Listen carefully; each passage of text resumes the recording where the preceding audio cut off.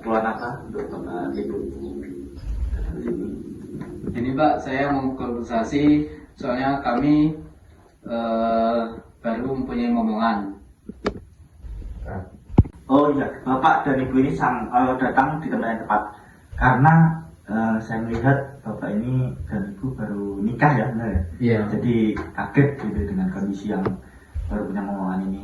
Jadi saya usahakan bisa memberi masukan, memberi penjelasan, memberi wawasan lah gitu ya. Iya Pak. Seberapa pentingnya kita untuk mengawali ini, untuk penjelasannya kita bahas dari awal dulu Pak ya. Bayi sendiri itu adalah individu yang lemah dan memerlukan adaptasi.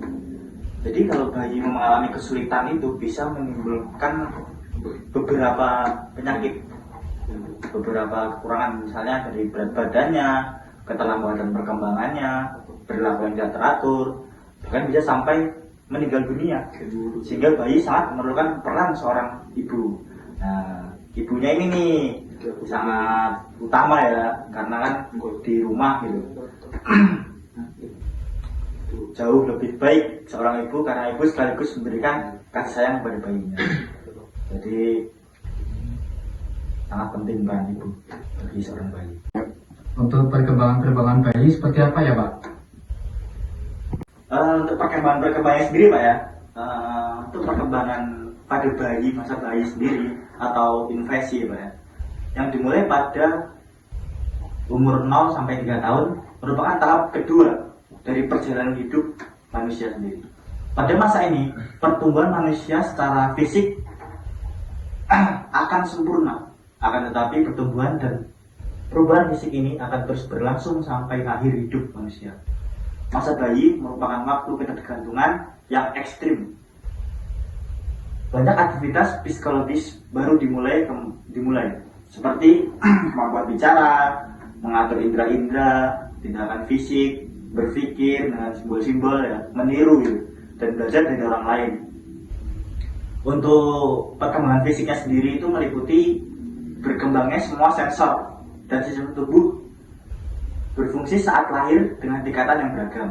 Kemudian yang kedua, otak tumbuh dalam hal kompleksitas dan sangat sensitif terhadap lingkungan. Kemudian yang ketiga, pertumbuhan fisik dan perkembangan keterampilan motorik sangat tinggi. Untuk perkembangan kognitifnya meliputi kemampuan untuk belajar dan mengingat yang telah ada. Jadi mudah mengingat kalau anak-anak bayi ya, anak kecil. Penggunaan simbol dan kemampuan untuk memecahkan masalah. Kemudian yang ketiga, pemahaman dan penggunaan bahasa berkembang dengan cepat. Sedangkan perkembangan psikososialnya meliputi ketertarikan kepada orang tua dan orang lain. Kemudian kesadaran diri, kemudian ketertarikan kepada anak-anak lain meningkat. Jadi mulai bersosialisasi, mulai suka bermain dan guyon gitu dengan bayi-bayi yang lain. Biasanya kan ngumpul di posyandu gitu ya, atau di taman kanak-kanak, itu kan suka bermain, ketawa sendiri. Jadi kebiasaan apa saja sih Pak yang dilakukan oleh bayi normal itu? Tadi mencoba mengulangi ya Pak ya, menekankan pertanyaannya. Untuk kebiasaan bayi-bayi normal ya.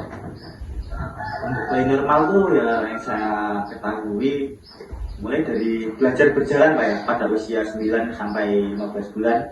Kemudian belajar makan, makan yang padat Pak khususnya.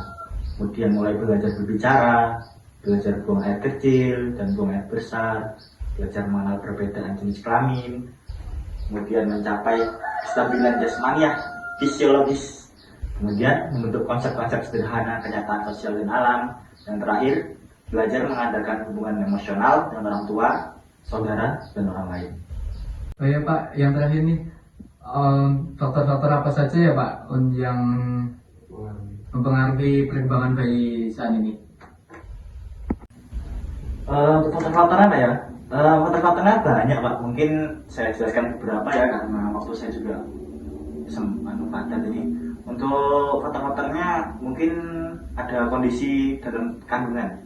Tumbuh kembang bayi sudah berlangsung, bahkan sebelum bayi itu lahir, Pak, Bu, atau sejak ia masih berada dalam kandungan ibunya. Pada masa ini, ibu harus berupaya menjaga kehamilan dengan baik guna menghindari kecacatan pada bayi dengan selalu mengonsumsi makanan bernutrisi tinggi dan menghindari kebiasaan yang dilarang selama hamil, ya Bu ya. Di samping itu, ibu juga harus rutin kontrol kandungan sesuai jadwal dari bapak dokternya ya, yang ditetapkan oleh dokter untuk mengetahui perkembangan janin dan kondisi kesehatan ibu sendiri. Kemudian untuk selanjutnya faktor genetik. Genetik orang tua atau faktor keturunan berperan paling besar untuk tumbuh kembang anak.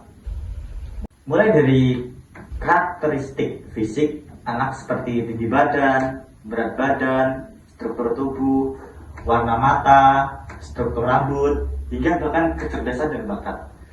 Jadi jika mama atau bapaknya ini berperawakan tinggi, kemungkinan besar si kecil juga akan mewarisi sifat ini dan nantinya menjadi tinggi. Selain menentukan karakteristik fisik dan sifat, faktor genetik juga dapat mempengaruhi kondisi kesehatan anak. Ada sejumlah penyakit atau gangguan medis yang dapat diwariskan secara genetik dari orang tua ya kepada anaknya, seperti alergi diabetes hingga autisme.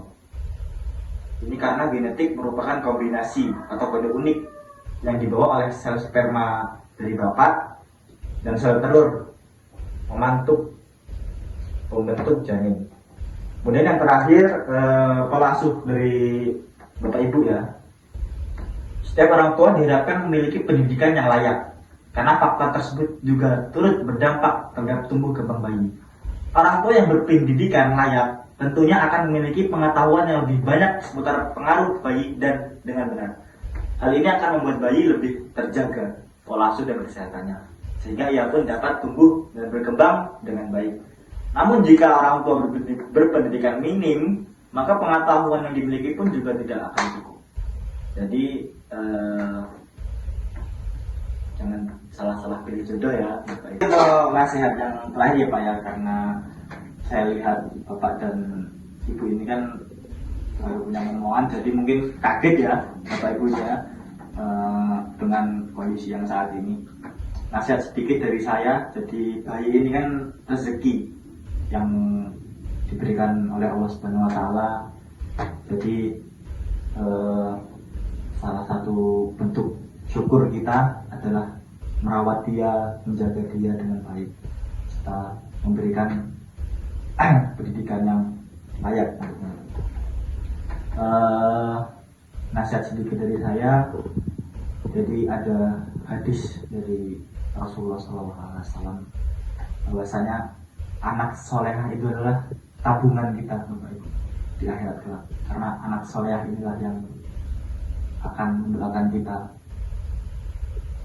Jadi di hadis itu disebutkan ada 3 hal pahala yang akan mengalir meskipun kita sudah meninggal. Yang pertama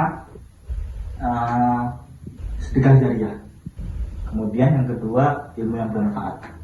Nah yang terakhir ini adalah anak yang soleh, karena anak soleh itu hasil dari kerja keras orang tuanya. Oleh karena itu Islam amat mendorong seseorang untuk memperhatikan pendidikan anak-anak mereka dalam hal agama, sehingga nantinya anak tersebut tumbuh menjadi anak soleh.